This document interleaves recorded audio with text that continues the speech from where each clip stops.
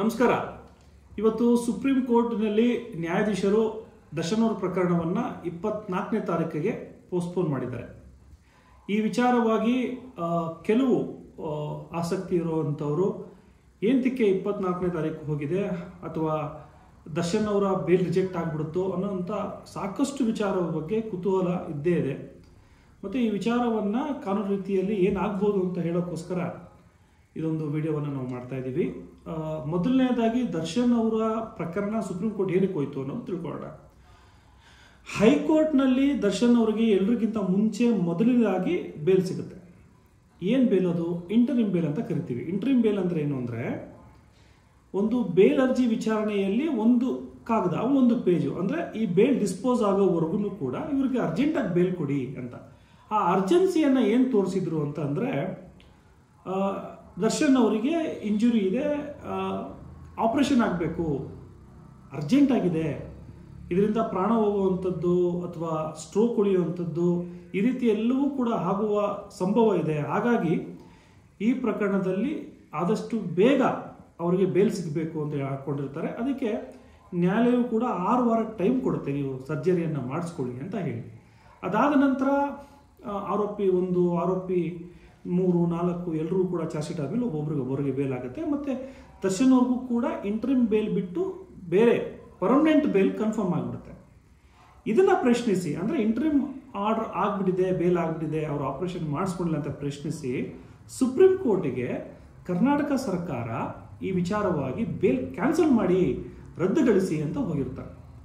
ಈ ವಿಚಾರಣೆ ನಡ್ಕೊಂಡು ಹೋಗ್ತಾ ಇರುತ್ತೆ. ಈಗಾಗಲೇ ದರ್ಶನ್ ಅವರು ಕೂಡ ಚಾರ್ಜ್ ಆಗಿರೋ ಕೇಸ್ನಲ್ಲಿ ಹಲವಾರು ಬಾರಿ ಕೋರ್ಟ್ಗೆ ಹೋಗಿದ್ದಾರೆ. ಮತ್ತು ಹೈಕೋರ್ಟು ಅವರಿಗೆ ಹೊರದೇಶಕ್ಕೆ ಹೋಗಿ ಶೂಟಿಂಗ್ಗೋಸ್ಕರ ಕೂಡ ಅನುಮತಿಯನ್ನು ಕೊಟ್ಟಿದೆ. ಇಂಥ ಒಂದು ಸಮಯದಲ್ಲಿ ಸುಪ್ರೀಂ ಕೋರ್ಟ್ ಏನು ಮಾಡ್ಬೋದು ಅನ್ನೋದು ಕೆಲವರಿಗೆ ಕುತೂಹಲ. ಏನಾಗುತ್ತೆ ಅಂದರೆ, ಇವತ್ತು ಕಪಿಲ್ ಸಿಬಲ್ ಅವರು ಗೈರಾಗಿರುವಂಥದ್ದು ಅವರ ಒಂದು ಪರ್ಸ್ನಲ್ ಪ್ರಾಬ್ಲಮ್ಸ್ ಇರ್ತವೆ ಅಥವಾ ಬೇರೆ ಎಂಗೇಜ್ ಆಗಿರ್ತಾರೆ. ಆದರೆ ಒಂದು ವಿಚಾರ ಏನು ಅಂದರೆ, ಬೇರೆ ಕೋರ್ಟ್ನಲ್ಲಿ ಸೀನಿಯರ್ ಇದ್ದಾರೆ ಅಥವಾ ಬೇರೆ ಕಡೆ ಎಂಗೇಜ್ ಆಗಿದೆ ಅಂತ ಹೇಳಿದ್ರೆ ಯಾವುದೇ ನ್ಯಾಯಾಲಯವು ಟೈಮ್ ಕೊಡೋಕ್ಕೆ ಅವಕಾಶವಿಲ್ಲ. ಅದು ನಾವು ಆ ರೀತಿ ಹೇಳೋಂಗಿಲ್ಲ, ಬೇರೆ ಕೋರ್ಟ್ನಲ್ಲಿ ಸೀನಿಯರ್ ಎಂಗೇಜ್ ಆಗಿದ್ದಾರೆ ಅಥವಾ ಬೇರೆ ಕೋರ್ಟ್ನಲ್ಲಿದ್ದಾರೆ, ಬ್ಯುಸಿ ಇದ್ದಾರೆ ಹಾಗಾಗಿ ಅಂತಲ್ಲ. ಬೇರೆ ಕಾರಣಗಳು ಅಂದರೆ ಹುಷಾರಿಲ್ವೇನೋ, ಬಂದಿಲ್ವೇನೋ, ಅಥವಾ ಏನೋ ಒಂದು ಪರ್ಸ್ನಲ್ ಇನ್ಕನ್ವೀನಿಯನ್ಸ್ ಆಗಿರ್ತವೋ ಅಥವಾ ಬೇರೆ ರೀತಿ ಏನೋ ಒಂದು ತೊಂದರೆಗಳಾಗಿರ್ತವೆ ಹೆಲ್ತ್ ಇಶ್ಯೂಸಲ್ಲಿ, ಹಾಗಾಗಿ ಬಂದಿರಲ್ಲ ಕೋರ್ಟಿಗೆ ಅಂತ ತೊಗೊಂಡಿರ್ತಾರೆ. ಇದರಲ್ಲಿ 2 ಥರ ಬರುತ್ತೆ. ಒಂದು, ಈಗಾಗಲೇ ದರ್ಶನ್ ಅವರ ಪ್ರಕರಣದಲ್ಲಿ ನ್ಯಾಯಾಧೀಶರು ಸುಪ್ರೀಂ ಕೋರ್ಟ್ನಲ್ಲಿ ಅವರ ಒಂದು ಆಲೋಚನೆ ಎಕ್ಸ್ಪ್ರೆಸ್ ಮಾಡಿರೋದು. ಅಂದರೆ ಏನಂತಂದರೆ, ಯಾಕೆ ಬೇಲ್ ಕ್ಯಾನ್ಸಲ್ ಆಗಬಾರ್ದು ಅಂತ ಒಂದು ಮಾತನ್ನು ಹೇಳಿರ್ತಾರಂತ. ಈ ವಿಚಾರವನ್ನು ಹಲವಾರು ಮಾಧ್ಯಮದಲ್ಲೂ ಕೂಡ ಬಂದಿರ್ತಾರೆ. ಸೊ ಇಂಥ ಒಂದು ಸಮಯದಲ್ಲಿ ವಕೀಲರುಗಳು ಏನು ಮಾಡ್ತೀವಿ ಅಂತ ಹೇಳಿದ್ರೆ, ನಾನು ಕೂಡ ಆ ನ್ಯಾಯಾಧೀಶರ ಮುಂದೆ ಬರೋದು ಬೇಡ, ಸ್ವಲ್ಪ ತಡೆಯೋಣ, ಹೆಂಗೋ ಟೈಮ್ ಕಳೆದು ಬಿಡೋಣ, ಬೇರೆ ನ್ಯಾಯಾಧೀಶರ ಮುಂದೆ ಆರ್ಗ್ಯುಮೆಂಟ್ ಮಾಡೋಣ, ಈ ರೀತಿಯಲ್ಲೂ ಕೂಡ ಆ ಸಮಯವನ್ನು ಕಿಲ್ ಮಾಡಿ ಆಮೇಲೆ ಒಳ್ಳೆ ಇದಂಥ ಆರ್ಡರ್ಸನ್ನು ತೊಗೊಬೇಕು ಅನ್ನೋ ಒಂದು ಕೂಡ ಒಂದು ಪ್ಲ್ಯಾನ್ಸ್ಗಳು ಆಗ್ತಾ ಇರ್ತವೆ. ಸೊ ಆ ರೀತಿಯೂ ಒಂದಿರುತ್ತೆ. ಬಟ್ ಕಪಿಲ್ ಸಿಬಲ್ ಅವರು ಅದಕ್ಕೆ ಮಾಡಿದ್ದಾರೆ ಅಂತ ಹೇಳ್ತಾರೆ. ಇದೊಂದು ವಿಚಾರ. ಸುಪ್ರೀಂ ಕೋರ್ಟ್ ಆದರೆ ಕೇವಲ 2 ದಿನ ಟೈಮ್ ಅವಕಾಶ ಕೊಡಿದ್ರೆ 24ನೇ ತಾರೀಕು ಆರ್ಗ್ಯುಮೆಂಟ್ ಮಾಡಲೇಬೇಕು ಅಂತ ಹೇಳಿ. ಹೈಕೋರ್ಟ್ನಲ್ಲೂ ಸುಪ್ರೀಂ ಕೋರ್ಟ್ನಲ್ಲಿ ಏನಾಗುತ್ತೆ ಅಂದರೆ, ನಾವು ಯಾವತ್ತು ವಾದವನ್ನು ಪೂರ್ಣಗೊಳಿಸ್ತೀವೋ ಅಲ್ಲೇ ತಟಕ್ಷಣ ಆದೇಶವನ್ನು ರವಾನೆ ಮಾಡುತ್ತೆ. ನಿಮ್ಗೆ ಗೊತ್ತಿರಬೇಕು, ದರ್ಶನ್ ಅವ್ರದ್ದು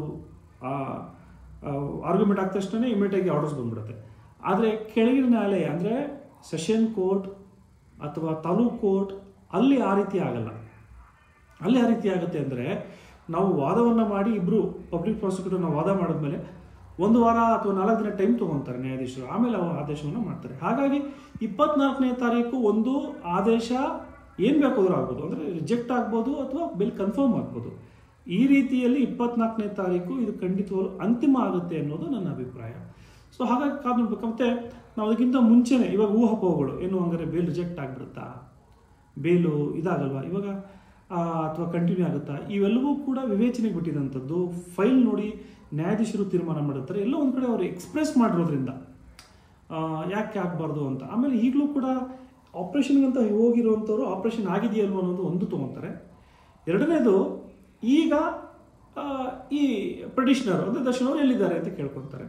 ಪಾಪ ಅವರು ಶೂಟಿಂಗ್ ಅಂತ ಹೋಗಿದ್ರು ಕೂಡ ಹೊರದೇಶದಲ್ಲೇ ಟ್ರಾವೆಲಿಂಗ್ ಮಾಡ್ತಾರೆ. ಅಂದರೆ ಆಪ್ರೇಷನ್ ಇಲ್ದಿರೋ ಹಾಗೆ ಅವ್ರು ಹೇಗೆ ಹೊರದೇಶದಲ್ಲಿ ಶೂಟಿಂಗ್ ಎಲ್ಲ ಮಾಡ್ತಿದ್ದಾರೆ, ಈ ರೀತಿಯೂ ಆಗುತ್ತಾ ಅನ್ನೋದೆಲ್ಲ ಗಂಭೀರವಾಗಿ ತೊಗೊಂಡ್ಬಿಟ್ಟಾಗ ಇಲ್ಲ ಒಂದು ಕಡೆ ಹೈಕೋರ್ಟ್ನಲ್ಲಿ ಕೊಟ್ಟಿದಂಥ ಅಫಿಡವಿಟ್ ಇಂಟರ್ಮ್ ಬೇಲ್ಗೆ ಅದು ಸುಳ್ಳ ಅನ್ನೋ ರೀತಿಯನ್ನು ಕಾಣಿಸಿದಾಗ ಬಹುಶಃ ಬೇಲ್ ರಿಜೆಕ್ಟ್ ಆಗುವಂಥ ಸಂಭವ ಇದೆ ಅನ್ನೋದು ನನ್ನ ಅಭಿಪ್ರಾಯ.